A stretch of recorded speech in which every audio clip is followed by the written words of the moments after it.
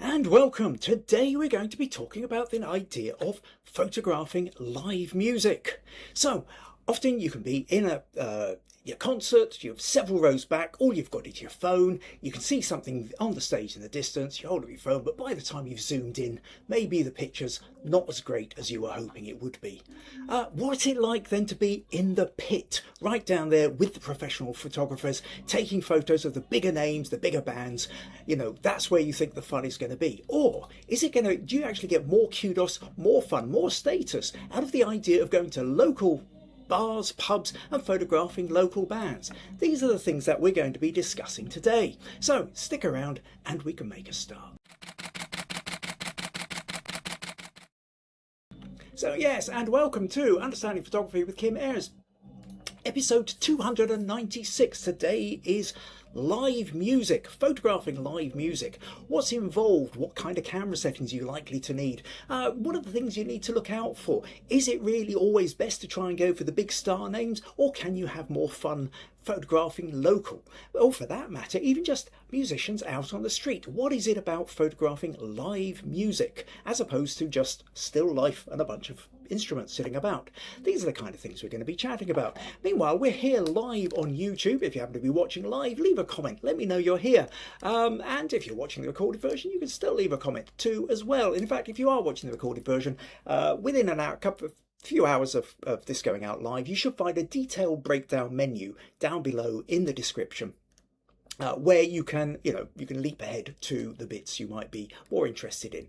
So I can see we've got a few comments in already, and Lisa says hello from a warm, overcast southern Maryland. Gunilla joins us, says hi from Ireland, very windy and a grey sky, more like autumn than summer. Andy joins us and says hello from a sizzling hot Hertfordshire. Robert joins us and says howdy all from Texas. It's hot, like I'm being punished for a life of sin hot. Oh, where are you tuning in from? Yes. Roland says, hey everyone, and John says, good morning from a great day in Ohio. Well, here in southern southwest Scotland, it is hot, warm, sunny day. And when I say hot, warm, that is for southwest Scotland. We're probably something like about 25 degrees Celsius here, which probably compared to Robert's being punished for a life of sin hot isn't that hot. And for VG in India, again, is probably at the point she's going, where can I get another sweater because it's so cool? But here in Scotland, it is hot. Also here today in Castle Douglas, you may be hearing bits of noise going on in the background. I apologise, there's a limit to how much I can block all this off with the microphone, because today is the Soapbox Derby Day. So, and it's going straight past our house. So the whole high street is closed off, and you've got all these soapbox go-karts being made, and they go right down the length of the high street. And there's there's ice cream vans, there's bits of a fairground. It's a full fun Sunday day out. But the problem for me is that it does happen to run right outside my window, and on a hot day when I dare not open the window because the noise levels are even louder. So yes, that's that's what we're up to here. Oh, Janet joins us from a relatively hot Mississauga, going up to 29 degrees Celsius, but going to be hotter through the week. Yeah, a lot of this now is about how do we stay a bit cooler in these months. Right, okay, so let's have a little, what are we talking about today then? So today is all about live music. So this idea came from Gunilla, who won last month's June's accumulated Smug points, which meant that she got to choose the topic of the month for July. And she asked specifically about the idea of photographing live music. Now, I did do something on this in a previous podcast, but that was about 5 years ago. So I thought, yes, definitely time for a little bit of a kind of an update on this. What's that? Lisa says, what an exciting street do you live on? Well, it is for this one day. Oh, Sandy joins us from a sunny Alberta. Expected high of 23 Celsius, 74 Fahrenheit. Robert says I should be out photographing the day. Well, I have actually photographed it in past years, but it's a problem with the clashing with the podcast, and wherever possible, you guys take preference. Preference? That's not the word. Can't remember the word. It's hot. It's memory's going. Right, okay, what are we saying? Precedent. No, precedent? No. There's a word. You guys take it anyway. Right, okay, so what are we talking about? So, let's make a little start here. And so what I thought I'd talk about to begin with is this notion of what quite often happens. So, I mean, last September, for example, not September, December, Maggie and I managed to go and see Robert Plant. Robert Plant, formerly from Led Zeppelin, in a band called Saving Grace. And they were playing in Edinburgh, not at the Usher Hall. Now, it's not like one of these mega stadiums, but it is, it's a decent sized hall. And, we were several rows back, and, as we're sitting there in the row, I get out my phone. I've not taken a big camera. I've not allowed a big camera. I'm not there on business. This was, I think, a birthday or Christmas treat from my wife, who managed to get the tickets in advance. And so we've turned up nice and early, and you can see the screen, the stage is off there in the distance. But for someone as big as Robert Plant, this feels practically intimate. It's not a huge stadium thing. But at the same time, I am, roughly about a dozen, 14 rows back or something like that. So when they come on, I put my camera on my phone is on 2x zoom, and I kind of, and I zoom in best as I can. But this is as far as I can go. And when I kind of, so then I kind of do the digital zoom and zoom in, squeezing my fingers, and I can get this close. And at this close, well, what have we got? Can you even make out? You can kind of, if you know what Robert Plant looks like, it's sort of, but it's an impressionist painting of Robert Plant, and the band and what have you. The quality isn't there. At this point, all your phone is really allowing you to do is say, I was there. Okay? It's not giving you that sense of the really, the great photo where you can go, hey, look at this, I'd send this off to a magazine to publish, or I'd print it up as a poster on my wall. The best you can get is I was here, and, maybe shove it up on social media to see if you can get a little bit of kudos.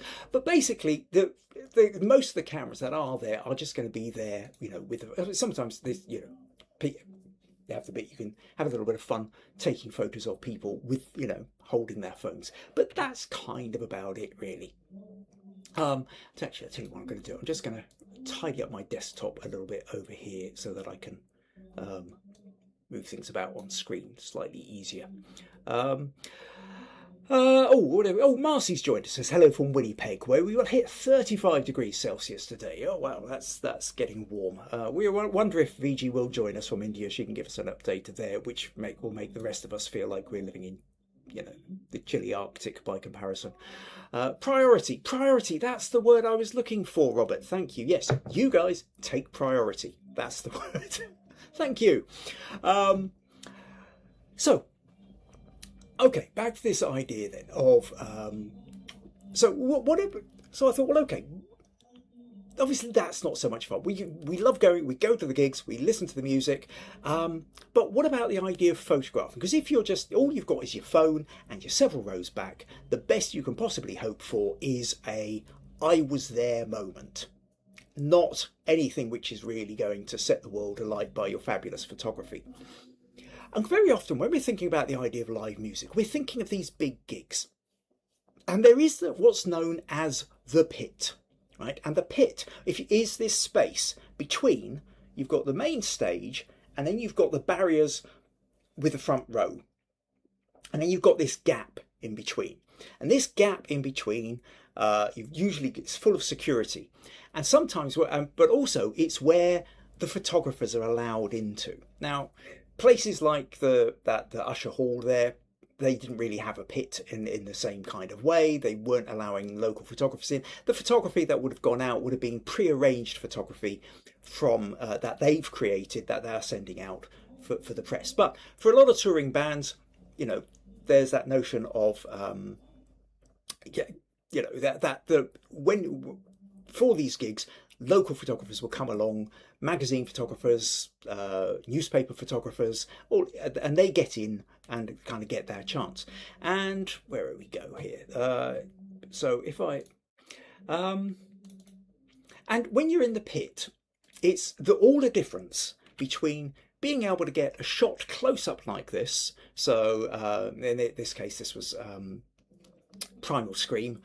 And you're right. You can see you're down with the kind of the little speaker, the feedback speakers here, and you're able to get close up. You're there in the action practically. You're at the feet of the people who are in action, as opposed to being out away from the stage, and where this particular couple of photos were taken at Electric Fields music festival several years ago, where you can see at the back here, so here's the same guy, but we're back to that impressionist painting of Problem. You might get some nice sort of shots of the smoke and the lights coming down, but you're not getting the kind of great thing. So the real thing here is what it's like. What is it like being down in the pit?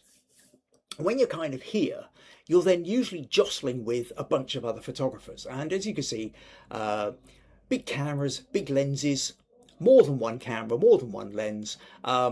Depending, this guy looks like he's got three swinging, he's got two swinging around his shoulders, plus the one he's got there. This one, he's got his big zoom lens there. He's got a wide angle here. And so there, and you can see just in the back here, the crowd behind the barrier. So this one was actually at Palmerston football grounds in Dumfries, where Queen of the South play. The seats over on the behind here are empty because they're too far around to be able to actually see the stage, so nobody gets to be there. VG's joined us. Says good evening, friends. Glad you could make it, VG. Actually, VG, you can settle a quick thing for us. There was a quick little thing here about temperatures around the world. Currently it's about 25 here. Robert's saying it's really hot there. Somebody saying it's going up to 35 where they are. What's it like in Chennai in southern India at the moment? Because I get the feeling your temperatures will just put the rest of us to shame, make us feel like we're sitting inside a freezer by comparison. Anyway, Fiji, yes, let us know what's going on in southern India with temperatures. Right, so what was I saying? Oh yeah, what are you at? 38 degrees. Yep, I think you win. Yes, it feels hot at 25 here in Scotland, but yeah, we'll feel cool by comparison, I'm sure. So that shot then that I was showing you before, so we'll just go back to here. So like I say, this was at Palmerston. Now, I'll not worry too much about the next couple of photos. So this one here is, so what we were shooting was Status Quo. Now this is, I think, back in 2015, 2016. Now, I think this was actually the last tour that happened before Rick Parfitt on the left had died. Now, Status Quo coming to Dumfries was a big thing, okay? Dumfries, it might be the largest town in this corner of Scotland, but it's not what you would call a large town.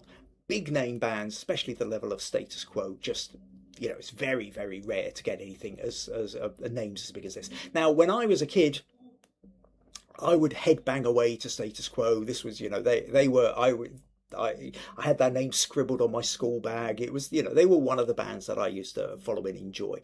And so the idea, the chance of getting to see them live.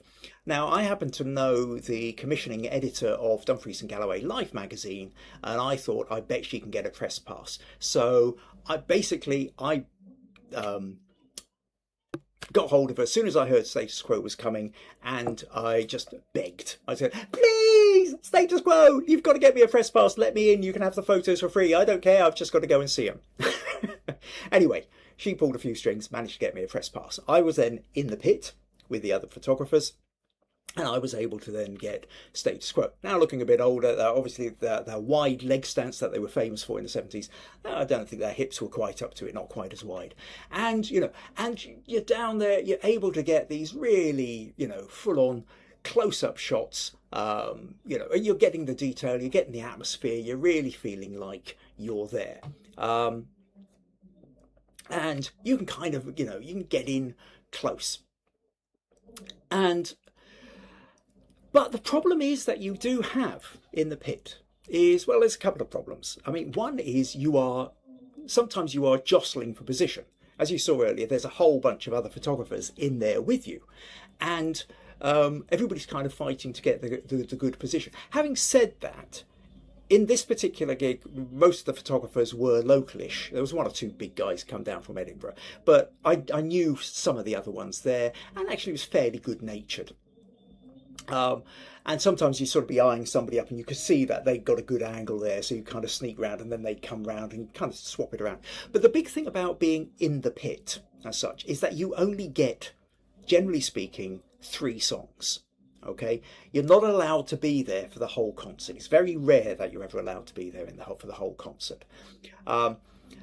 Basically, it's so you don't get a free concert. You're allowed the first 3 songs, and sometimes there's a lot of complaints you get from the photographers who do this for a living, as such, who do this a lot, is that a lot of the best photos you would get later in. When you know, the first 3 songs, they're still quite often just warming up a bit. What you really want is, you know, halfway through the set, 3/4 of the way, the climax of the set, where everybody's dripping in sweat and shirts have come off and the crowd is wild and the atmosphere is at fever pitch. That's what you're kind of ideally wanting to get. But in fact, actually, one of the things I will say, and I'll drop the link into the description if I haven't got it there already, but I'll certainly do it when I do the menu breakdown, is Martin Bone has a podcast series here on YouTube called Music Behind the Lens. I mentioned a couple of months back because he interviewed me for it, for his podcast series. But in that series, basically music photography is exactly is the whole thing about the podcast. He does these long form interviews, a couple of hours long, with people who are known for getting all these amazing images for magazines, newspapers, and that's how they built up their reputation. So, Music Behind the Lens with Martin Bone, like I say, there'll be a link in the comments if there isn't already, about that. So, yeah, there's stories of what it's like being in the pit, of the problems. There's even problems that there's been, like, where some of the big names have even said they won't allow photographers in, or any photographers that come in, they're going to automatically grab all the copyright of their photos. And some people kind of fell for it because they felt that was the only way they would get to shoot the big bands. Others said, no, I'm absolutely not doing it. And I think there's been a bit of a pullback on that. But you've kind of got to be careful here. You know, if you are being allowed in to photograph some of these big names, read the small print on the contract, because you want to be really careful that you're not going to get dragged into, actually turns out that you don't actually even own the copyright of your own photos. So something to be careful of. But one of the big problems that we a couple of comments here. VG says hot summer is past, but the humidity is killing us. yeah. I've even noticed, even at the point of just 25 degrees, the difference, if it's a dry 25 degrees, not a problem at all, really pleasant. If it's a humid 25 degrees, you're just dripping in sweat all the time. I can't imagine what a humid 38 degrees is going to feel like. John says that is warm. Roland says Status Quo was my very first concert. Meg's joined us. A few people saying hello to Meg. And he said, did you only get 3 songs in the pit? Yes, that's what I said. Yes. So when I was there, it was for Status Quo. It's the 3 songs and then you're ushered out. But no, I mean, that was for the big concert. I've also done ones for, there was the Wicker Man Festival, a fairly big music festival down in this end. And again, sometimes I had an Access All Areas pass, or I had a photography pass, but again the pit was 3. Generally speaking, it's 3 songs. It tends to be the limit. Now, one of the problems that you do have, you can have, is it's a great being in the pit, like, you know, and you get all these close-up photos, but the big problem with these big bands and the big stadium bands and these huge stages is that they fill the stage. And what it means is that you can't actually fit everybody in. So here, fine, I've managed to get these 2 together. But if I wanted to get 3 together and the drummer, this is me. I've had my time in the pit, and now I've come out and I'm moving around in the crowd. But I've got to be out in the crowd to try and fit all of them in. Or if you're kind of trying to get like the whole stage, you've got to be way back. And everything I've talked before about the notion of one of the problems in photography is gaps get exaggerated. Okay, so the whole reason the wedding photographer is always saying closer, closer is because, you know, it's that notion that, well, it's that, yeah, I mean, I can hold my phone next to my head. Now, if you were looking at me just with your eyes and not in the shape, you see here, this phone feels pretty close to my head, but it's actually taking up, oh, I don't know, what, probably 20% of the frame here.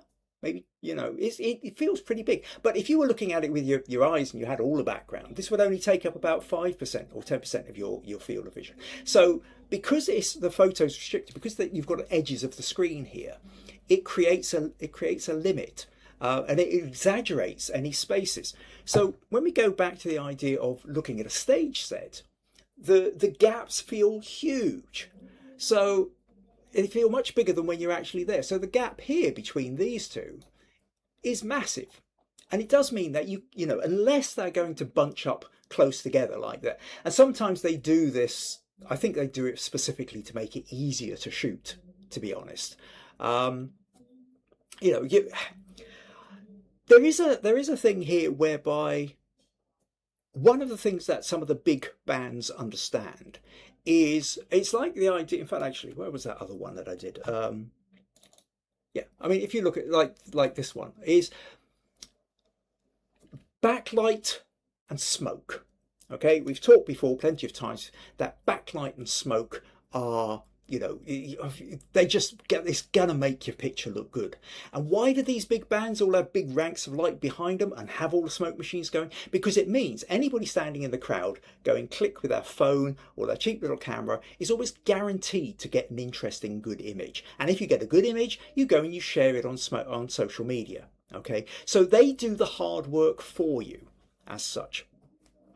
But you do have the problem with the fact that it doesn't look good if, you know, you're trying to be there and you're trying to get the whole band, but the whole band is kind of spread across the stage, because all it is kind of big spaces. So that's kind of, so you've kind of got that you know, that going and shooting the big bands can be fun, no doubt about it. But you know, there's a kind of there's also limitations with it. It's great to be up close, it's great to get those kind of close-up faces, but at the same time, sometimes it's too big, and really you're not able to get the full kind of atmosphere you want. You can pick out a face, and that's great, but it feels like there's limitations. Oh, Gord's joined us and says hello, everyone. I'm glad you could make it, Gord. Oh, VG's saying yes, with the humidity, it's feeling like 50 degrees in Chennai. Wow, I can't even begin to imagine. I think I would just be lying on the floor, if possible, on a bed of ice, just waiting for the heat to pass. I don't think I could cope with that one. Right, okay, so yes, so you have our sympathies, VG, for sure. Now, one of the other things you can do is, you can have fun with, though, is getting into the crowd. I mean, certainly when you're in the pit, you turn around, you can see here's like the barrier, you know, and so you've got the people who rush to the front to get the crowd. Maybe somebody recognises you, or they see you pointing the camera and decide they're going to gurn for the camera a little bit of fun. Then when it's going, you know, sometimes you can get more of an atmosphere by actually turning around and seeing how people are reacting to the music. Sometimes you find some really interesting characters. I mean, you know, here at the front, you know, we've got somebody, and she's actually literally got Status Quo tattooed on her back, along with Freddie Mercury, and yeah, somebody will know, lead singer of AC/DC, whose name temporarily escapes me. So you can, you know, turning it around to the crowd also, but then when I left the pit and was out in the crowd as well, towards the back, you know, actually, you got these guys dressed up, having fun, inflatable guitars, all in our denims. You know, a lot of fun with that. And then, I mean, obviously the inflatable guitars were everywhere. So I saw a bunch of guys up there who then started posing for me. I only realised afterwards that actually at least two of those, possibly the third, I actually recognised from one of the local camera clubs. So they obviously recognised me and played up to the camera as well. Oh, Marcy says Bon Scott. No, it wasn't. It wasn't Bon Scott. Bon Scott was the original AC/DC singer. He died, and then it's the guy who took over. What's up? VG says we have sorry, basically it's hot everywhere, so we avoid venturing out in hot sun, so we're good. Oh no, we have air conditioning, I think, everywhere. Yes, well, that makes sense. Roland says crowd shots are often easier to sell. Well, it depends. If you're talking about trying to sell it to the local press or something like that, they're still going to want to see the main band. VG says interesting tattoos. Brian Johnson says Robert to the rescue again. Brian Johnson. I don't know whether you're being quick Googling or you've got all that information to mind. I would imagine you've probably got it to mind. I've seen photos of you in denims with long hair before now. You're the inflatable guitars, here we go. The police even were joining in with it. And I must admit, the massively high ISO shot in poor quality and what have you, cleaned up as best as I could, but it's a fun shot. But because I was there, you know, there is something quite nice about my photos ended up in the Dumfries and Galloway Life magazine, and it's quite fun seeing your photos in print. So if you get the chance, then great. But there is this whole thing of the fact that it is, in a way, it's kind of overrated. I mean, it's an odd thing because it's easy to say that once you've done it. It's like I always think, you know, it's like when rich people tell you, oh, money isn't important, money isn't everything. Yes, you're saying that, but you're somebody who's got money. When I don't have money, money feels very, very important. And it's a little bit like that I think, you know, when you haven't had a go at photographing famous musicians up there on stage, it feels like, oh my God, what wouldn't I give to be able to do that? And then when you actually have, yeah.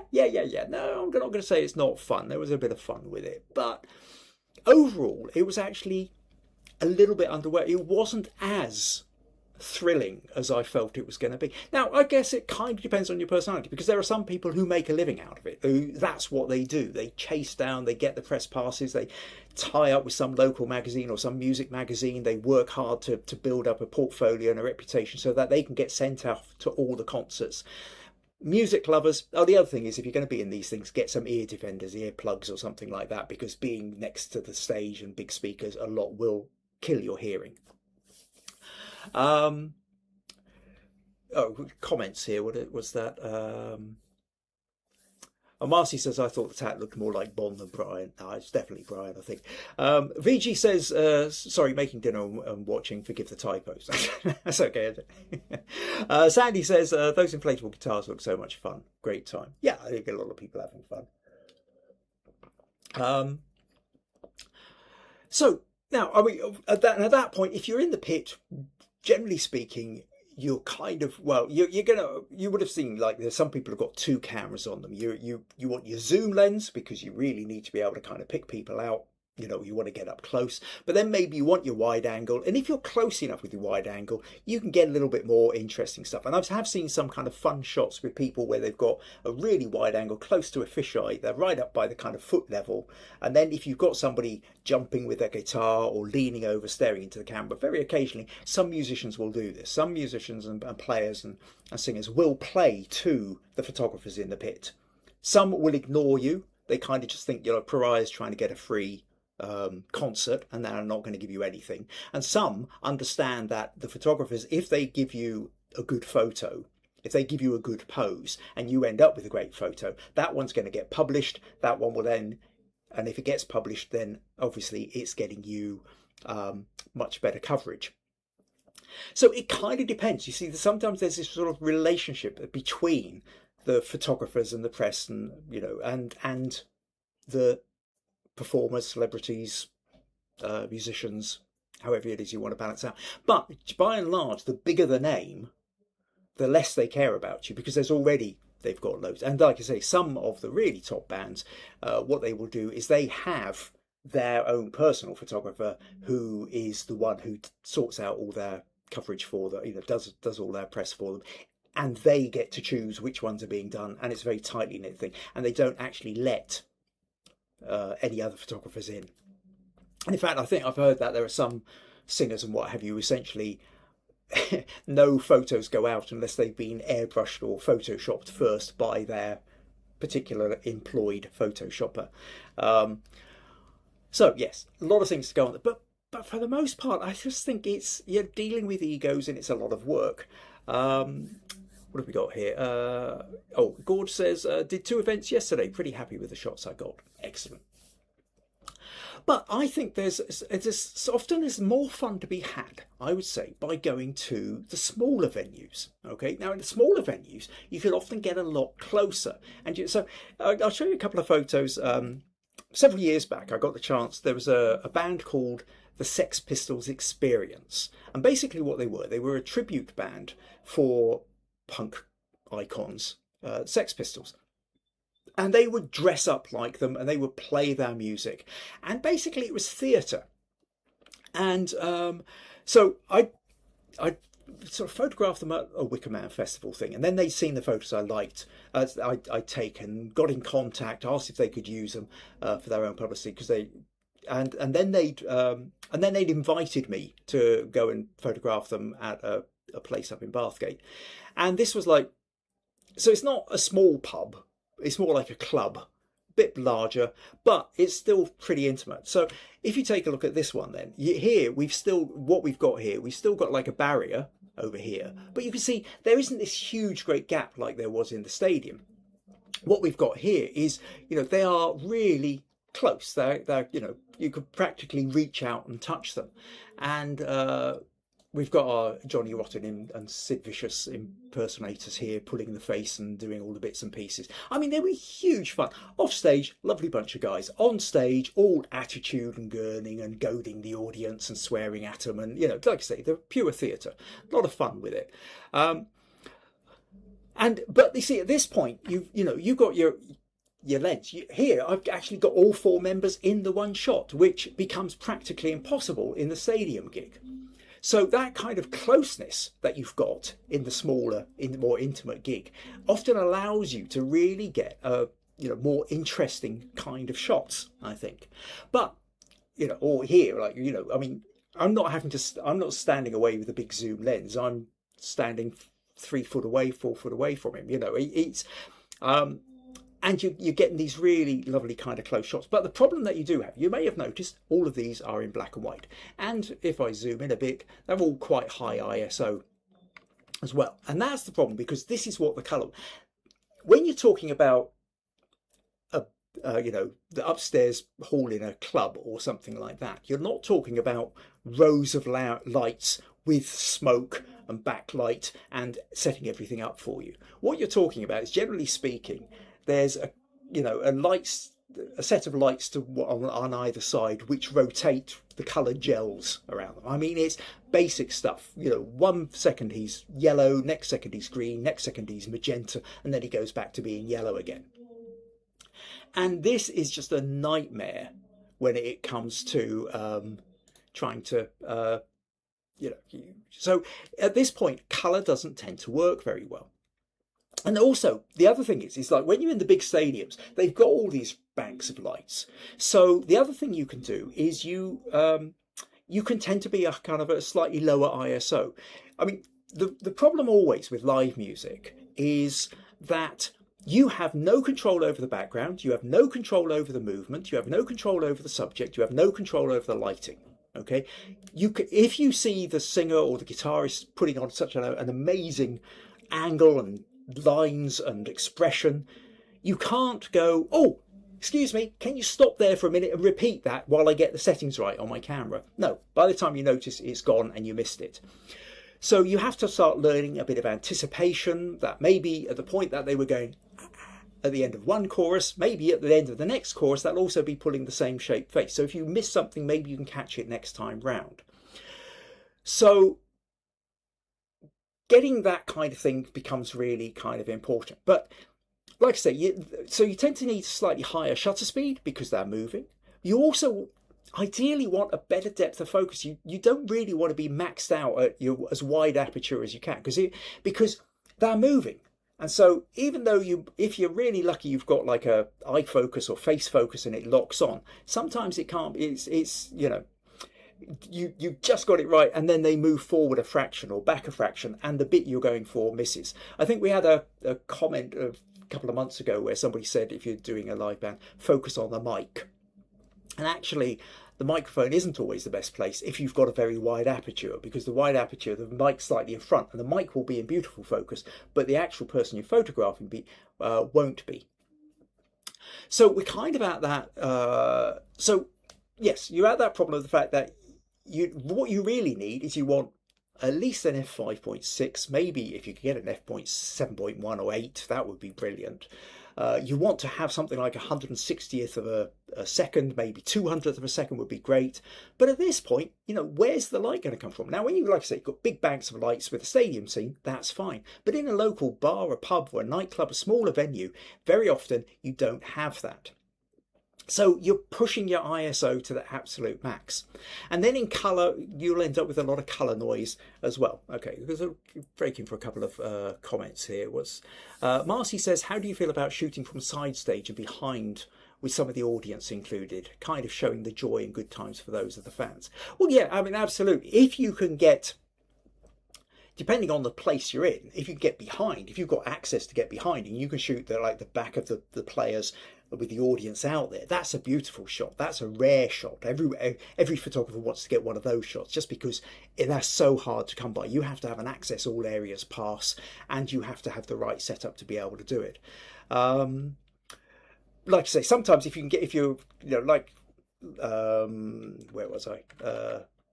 This one here, you kind of lean over the barrier, or you can get around to the side, and you can get, I like these kind of shots where you've got the band on one side and you've got the reaction to the band on the other. So yeah, these kind of things can work well. Roller says spot metering is important. Andy says don't be afraid of high ISO, better than underexposing. And this is really true. This is really true. Some of you may remember several months ago, I went through and talked about high ISO, shooting under high ISO, and that actually you're far better off being at high ISO and having a reasonable exposure than you are of underexposing and then trying to pull the details back out of the shadows. Because when you do that, you don't have the same amount of detail. It's got lost in it. You lose information. So yeah, you're trying to, and it is also these days, cameras are getting better and better quality, and the software is getting better and better at fixing low ISO problems. So yeah, you do max out on your ISO quite often, but so yes, but where was I? Yes, the bit that I wanted to talk about was the problem of when you're dealing with just naff color. So if I open this with Photoshop, I should just rearrange the workspace so you can see what's going on. Then really what you want to do is, if I can try an auto color. So if I go to, where are we? Color and vibrance, I get the little spot bit here. And then what I can do is I can choose my white. So I choose that. Because it's very yellow, it's kind of gone over into a yellowish green. It's gone over into a kind of purpley blues. So it's become very purple here. I can move this around. That's not bad. These kind of looking slightly more ordinary. But to be honest, it's also lost some of the atmosphere as well by actually, pulling this up.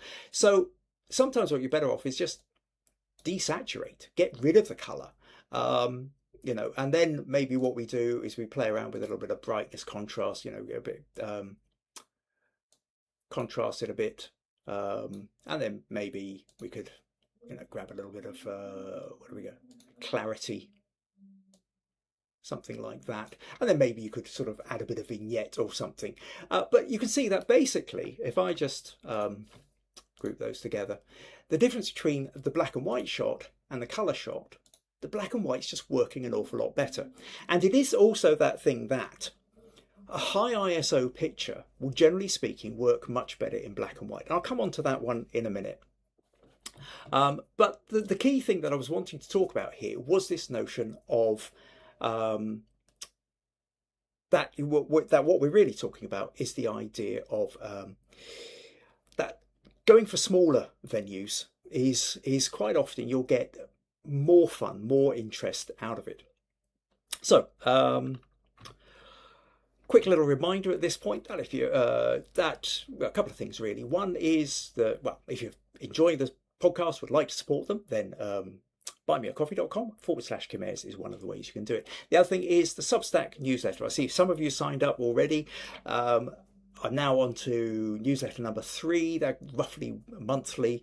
I'm trying to bypass the whole social media. So I'm fed up with the fact of shoving a picture up on Facebook and it shows it to 6 people. And then says if I want to spend several £100s, then that'll show me to some more of my followers. So Instagram, I almost anything I put up on Instagram, to be honest, I'm lucky if I get double figures in the viewings these days. So I'm kind of wanting to connect, if you're wanting to know what's going on, if you're wanting to know what's coming up, then honestly, go to kimairesphotography.substack.com. It's absolutely free to sign up. If you want to use your phone, you can download the Substack app, get it straight, or you can just get there. If you sign up to it, you'll get an email through telling you when it's about. So there's that as well. The other quick thing while I'm here, which is if you're sending images in for critique or for any of the challenges, then kimairespodcast.com. Kim Ayres podcast@gmail.com is the place to do it. Yes, the other quick thing actually, just while I'm on it, Smug Points update. And Smug Points update, we are at, so for July now, because last week was the challenge, we had the challenge, the intentional camera move challenge, and Susan won both the crowd vote and the and my vote. Means she's currently leading off with 65 Smug points. Sandy is in second with 35. Vinci's got 25. Gunilla and Marcy are on 20 each. However, as you may have guessed, and I'll talk about it again at the end of the podcast, at the end of this podcast, I'm going to be setting a live music challenge. Now, whether you get the chance to go out and shoot something live in the next 2 weeks, or whether you need to raid your archives, we're going to look for opportunities. So there will be the live music challenge. So there's a place for you to really gain a whole load more Smug points. But the other thing is next week's going to be a feedback session. You get 25 bonus Smug points if you send in an image for feedback. So feedback, Kim Ayres podcast@gmail.com. One of the great ways of improving your photography, send me your image, tell me where your struggling points are, and we can deal with that next week. Where are we? Marcy says it's not music, but I do shoot comedians from behind. Timing for those shots is somewhat difficult because 3 or 4 people not laughing ruins the shot. Yeah, performance photography, kind of, yeah. There's a lot of crossover with that, I would imagine. Janet says, I'm trying to find somewhere to shoot a new image for the challenge, but most of the events I'm finding are in August. Well, I'm going to come on to this now, I think, is the next bit that I want to talk about, which is the idea of going for local bands, okay? Local bands in bars, in pubs, right? I think there's an awful lot more fun, goodwill, kudos, places to play by getting in for local bands, right? Now, local bands, they're anywhere you live. I mean, unless you really are living sort of 40 miles away from anybody right out in the middle of nowhere. If you live in any town, even basically anything much larger than a village, there will be some group of lads and lasses who are trying to put together some kind of music band. And the big problem that they all have is none of them have any money, but they desperately want photos to make them look a bit cool, okay? They need photos to go out. But if you're in the band, you can't take the photos, okay? Because you're too busy playing. How do I know this? Because I've been in various little bands before. So just to kind of show you what I'm talking about. Here's one taken a few years ago at the Eden Festival. You might notice that guy on the right with a darker beard than mine, which is how you can tell it's a few years ago. So this was a band I was in called The Cracked Man. And despite the fact that I'm a photographer, I was never able to go and take the photos I wanted. So I was completely reliant on other people taking photos. And we wanted photos. We needed photos. We needed photos to put out there for our social media. We needed photos to put out there for press releases. We wanted photos just because, hey, if you're up on stage playing, there's a little bit of a showy-offy nature to you. You're wanting to try and look a bit cool. But you can't do it yourself. So if you're talking about the idea of local bands are desperate for photographers. Right? And actually, if you build a bit of a relationship with any of them, if you've taken a couple of photos that they really like, they will get you into gigs for free as well. They will have complimentary tickets. Any gig they do, they'll have complimentary tickets they can give away. If they know they've got a photographer on side, they'll give you complimentary tickets to come along to the show. Okay, the likes of, this one here at Eden Festival. What would happen is sometimes, me and my mate Marcus, we weren't playing big main stage or anything. We're just playing in the beer tent for half an hour. But that gave us a ticket. Our payment was the ticket to be in the festival. So we were there for the rest of the weekend. And for the rest of the weekend, other than the half hour playing and, half an hour warm up and a couple of minutes packing the stuff away, I was able to wander around and take photos and just have fun at the rest of the festival. So from a musician side of things, that was fun. But that notion of getting the photos taken is that, so I'm shooting off on too many tangents at the same time. Point I'm wanting to make is that if you cultivate a relationship with a local band, they will quite often be able to get you into places. Sometimes they may be able to get you to slightly bigger gigs. Even if they're not headlining an act, a larger space, they might be a support act. And if you've built up the relationship, then it's one of the ways of going.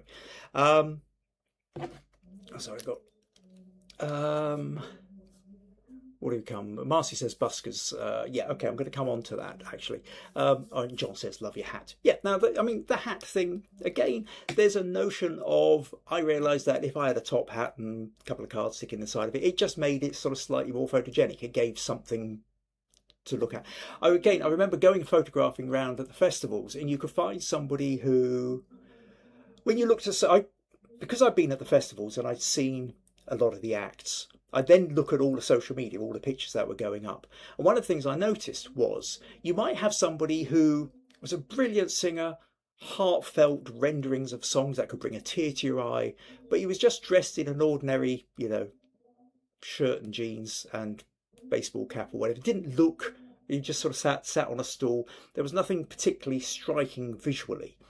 Now, a good photographer will still get a good image out of it, but most people taking the photos are not good photographers. They are just ordinary people using their phones these days. And whereas somebody else, another band, might not be very good, but maybe who are visually striking. They got wild costumes, big hairstyles, fancy instruments. And these, even if their music wasn't good, they looked good. So these pictures got put up on social media all over the place. So one of the things you start to understand quite early on, if you're a musician, is if you can kind of create a bit of a look, you're likely to get more photos taken of you being put on social media. So what Gord says, been several local bands play in my town recently. I have proof. been in several local bands here. So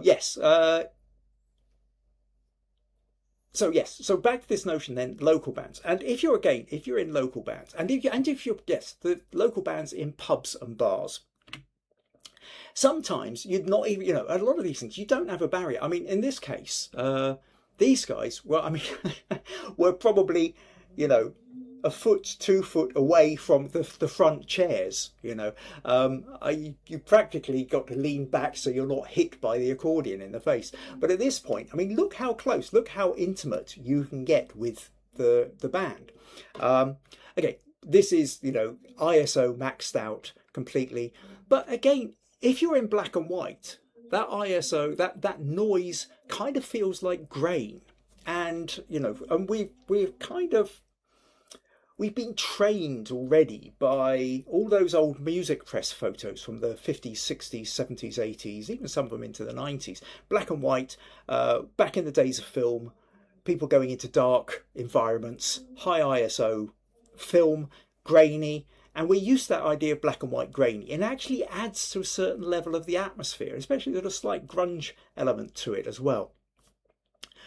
So high ISO, turn it to black and white, and you can usually get away with an awful lot. The other thing is, to be honest, these days, even using one of these is pretty damn good. This, remember, these things, like I said, I was showing you when we were talking about the intentional camera movement, it's really difficult to make it blurred. Okay, this thing will always put it in focus.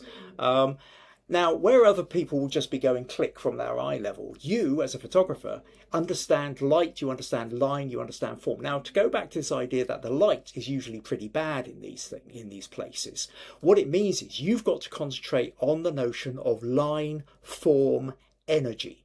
Okay, these are the things you're looking for in a live music thing, right? You're like, fine, you're doing big bands, you'll have the lighting set up for you. But if you're doing local bands, you don't have the light. And if you don't have the light, you've got to use your other tools in the toolbox. And those primarily are line or form. So get the diagonals where you have that sense of movement. Get the sense of expression, get the facial expressions, get the body language, get that sense of interaction between players, or the singer and the guitarist, or the musician and the audience. Look for the reactions in the audience as well. What else are we saying here? Yeah, Marcy said that's also my comment on film grain. Film grain on it is high ISO. Gord says, I only see monochrome. Are you colourblind then, by any chance? I do know there's another photographer I know locally. He's a landscape photographer who's colourblind. I once asked him how he knew what kind of adjustments to make. He said nature knows what it's doing. But yeah, but I always felt that he would have been probably better doing black and white photographs rather than colour ones, because sometimes there are colour shifts, and if you don't know what your auto colour, if your white balance is doing, it could be out of it. Oh no, he says no. Okay, so when you say you only see monochrome, but no, you're not colour blind. So I'm having to try and interpret what you're saying. My brain isn't always working as fast as it. Does this mean that when you're looking, you kind of essentially visualize this? I know certainly if you're doing a lot of black and white photography, you kind of get into a point whereby I can look at a colour scene and have a pretty good idea of what it would look like in black and white, and that kind of comes through experience. So I'm guessing that's maybe what you're talking about. So yes, to go back then to this idea of, I think that really, if you're photographing local bands desperately need good imagery. If you're photographing in local pubs, you get to photograph local bands. You get that there's an intimacy that you can't get up on the big stage unless you are literally in the pit with a big zoom lens. But then, even then, when you're there, you can't tend to get the whole band in because they're spread out across the big stage.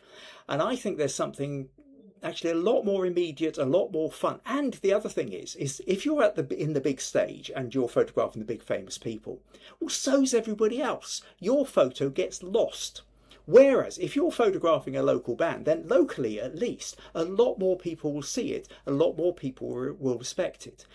And because the local bands are desperate for good photos, they're very open to the idea of you building a relationship with them. And very quickly, you can start building up a decent portfolio of images. And if you start getting a good portfolio of images, then maybe you actually have something to go along to the magazines or the slightly larger, even if it's not like full national magazines. I mean, Dumfries and Galloway Life, who I've done plenty of photography for, is a glossy magazine. And it's the biggest colour magazine, glossy magazine in southwest Scotland, in Dumfries and Galloway. So it's got a spread here, but it's not like a big national. But it does mean that I've got I can talk to the commissioning editor in person, and she can ask me for favours, I can ask her for favours. That you build a relationship, and I get in to do photograph status quo. In return, I point out things for her. So you can build up relationships with local press and things like that. And that sometimes gets you. I mean, I wouldn't have got into the pit at status quo if I hadn't already built that relationship, and if I hadn't already got a track record of photographing musicians. So you kind of got to sort of start thinking about it like that. So I think there's a lot to be said about that idea of get into your local music scene, and there's a lot of fun to be had, and a lot of local kudos to come from that as well. What have we got? Gord says, lately I look at every image in black and white.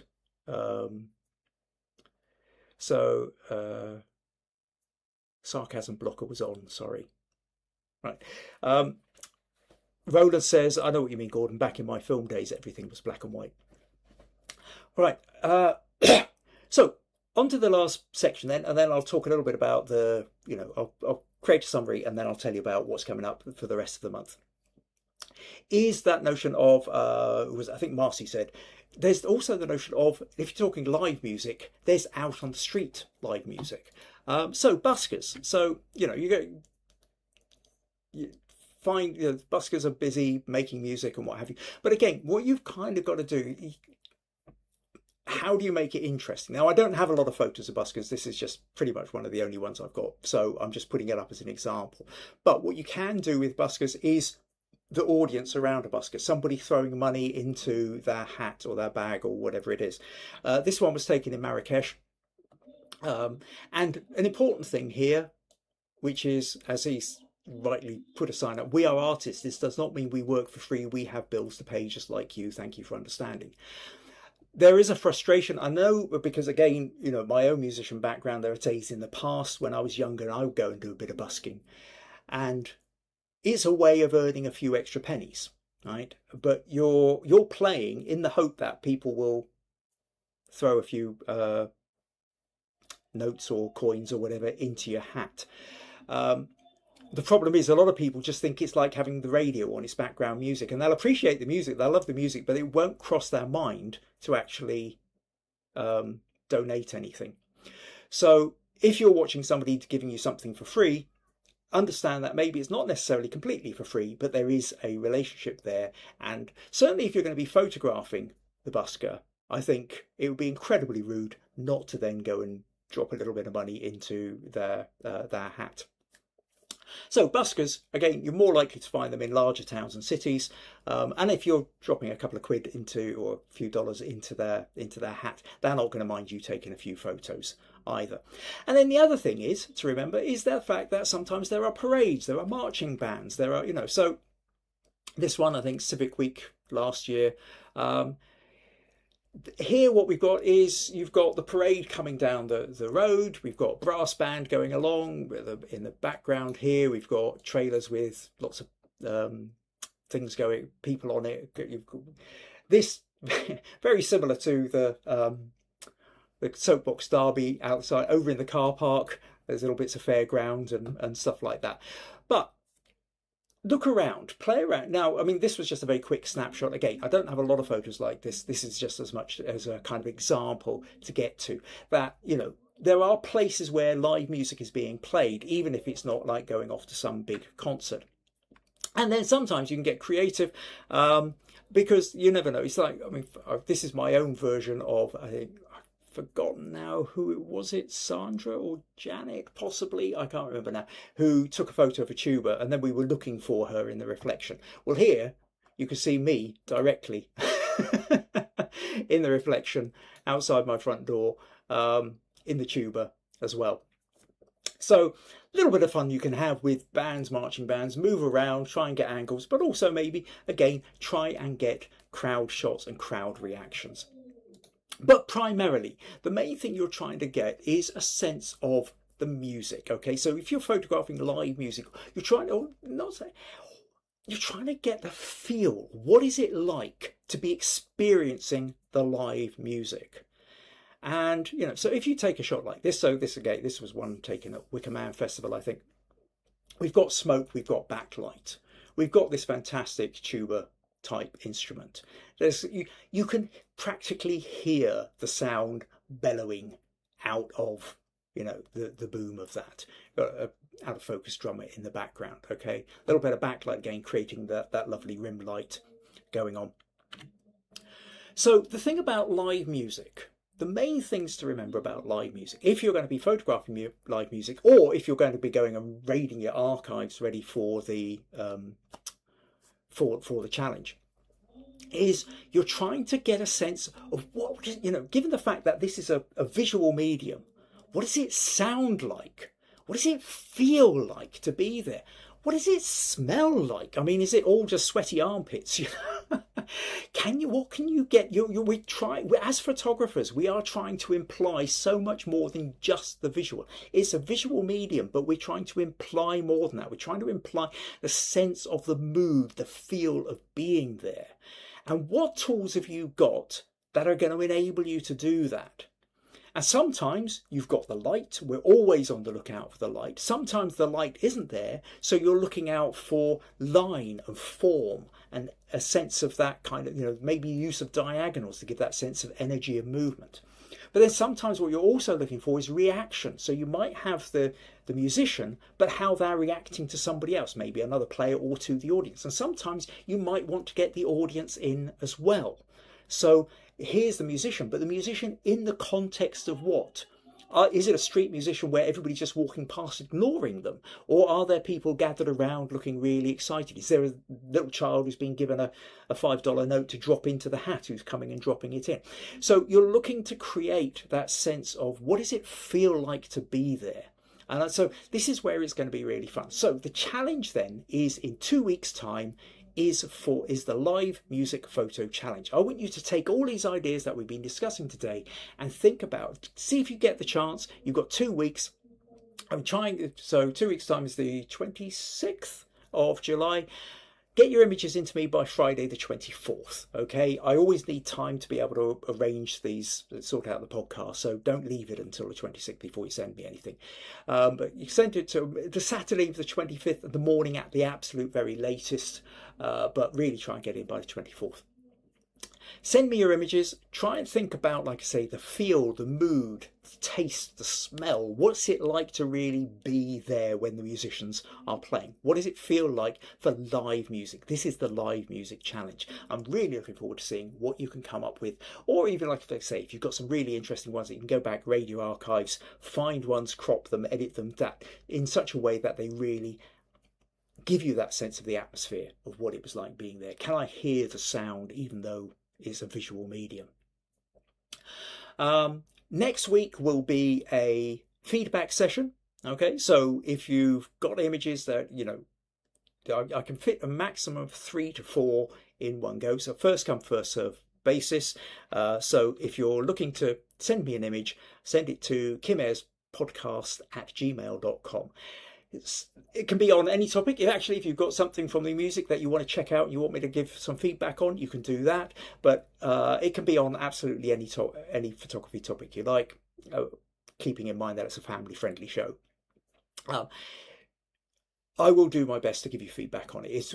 Remember that feedback on your own photos from the professional photographer is one of the best ways you can get past your own blind spot. So send me your image, tell me what it is you're struggling with, or where or what your problem is with the photo, and I'll do my best to help. What other comments we got here? Photography by an addict. Welcome. Glad you could make it. I always donate something to take a picture of a musician. Had an obsession of taking pictures of artists once, so I donated a lot. That's good stuff. Janet says, my marching band has a parade next weekend, but I don't have a large enough pocket for my phone.